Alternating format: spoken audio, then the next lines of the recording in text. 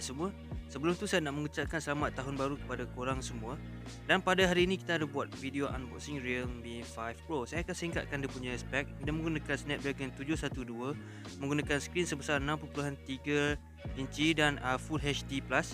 Dia menggunakan bateri sebesar 4035 mAh dan selebihnya korang akan tengok dia punya spek dalam video ni. Tapi apa pun sebelum tu, apa kata korang tekan butang subscribe, tekan butang like dan tekan butang komen selepas korang dah tengok video ni.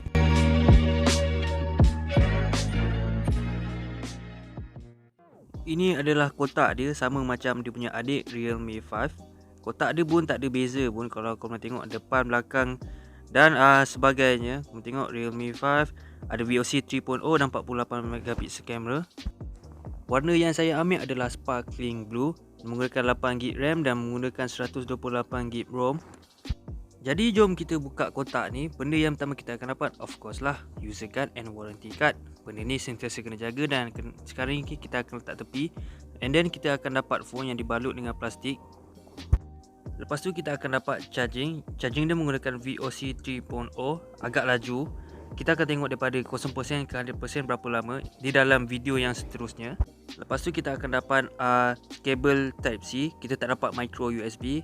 Ini lagi cun lah, kita dapat VOC 3.0. Lepas tu kita dapat Type-C punya kabel. Lepas tu kita tak dapat earphone macam biasalah. Kita dapat SIM injector je. Earphone letak tepi. Kita tak kisah dah. Saiz phone ni adalah 6.3 inci dan agak ringan. Depan dia menggunakan 16 megapixel. Dekat kanan dia ada power button. Dekat bawah dia ada tempat cocok earphone, tempat cocok charging dan ada speaker. Belah kiri dia pula ada volume button. Dan lepas tu ada tempat letak SIM card, 2 nano SIM and 1 external memory. Warna yang saya ambil adalah Sparkling Blue. Kalau korang tengok dekat belah atas tu ada berwarna ungu. Dan dekat bawah dia ada berwarna macam sama Realme 5, cuma warna dia lagi gelap. Jadi korang boleh tengoklah dekat situ. And senang, sini ada senang nak kena kesan cap jari. Kamera utama menggunakan 48 megapixel, ada ultra lebar, ada micro lens dan juga ada portrait lens. Disebabkan senang nak ada kesan cap jari, jadi saya sarankan untuk korang pakai je lah cover untuk phone ni. Phone ni pun dah pun set up. Jadi korang tengok sama je dia punya setting macam phone-phone Realme yang lain, ada app drawer dan sebagainya. Jadi jom kita, benda yang pertama saya suka tengok ialah setting about phone. Korang boleh tengok kat sini dia menggunakan ColorOS version 6, menggunakan Android version 9 Pie. Kita akan tengok dia menggunakan version, memang menggunakan Pie. RAM dia 8GB RAM. Device storage dia 128GB. Kita boleh pakai 114GB sahaja. Dan dia menggunakan Snapdragon 712. Kalau gaming mesti puas hati punya. Bateri dia sebesar 4035 mAh. Kalau korang rasa nak extend battery hours, korang boleh pergi ke battery setting and tukar dia punya mode supaya bateri tu lebih bertahan lama lah. And satu yang best ni pasal bateri ni dia ada bagi fast charging VOC 3.0, jadi korang jangan risau.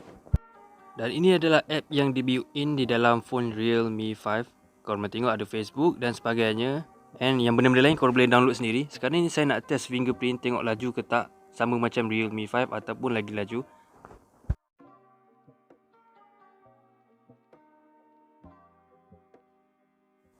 Okey, fingerprint dia lagi laju. Nanti kita akan test dia punya face recognition dalam video review macam biasalah. Kamera setting dia sama je macam phone Realme yang sebelum ni. Korang tengok, nanti kita akan buat test untuk kamera and video dalam video yang seterusnya.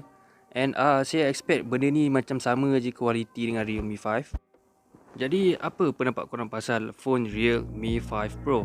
Memang patut beli, saya sarankan memang patut beli sebab tak ada terlampau mahal dan tak ada terlampau murah. Harga dia memang berpatutan. Menggunakan VOC 3.0, bateri dia 4035 mAh, ada 4 kamera dengan 48 megapixel and agak berbaloi sebab ada Snapdragon 712, boleh bergaming all day long. Jadi saya akan jumpa korang pada minggu hadapan dengan video yang lain.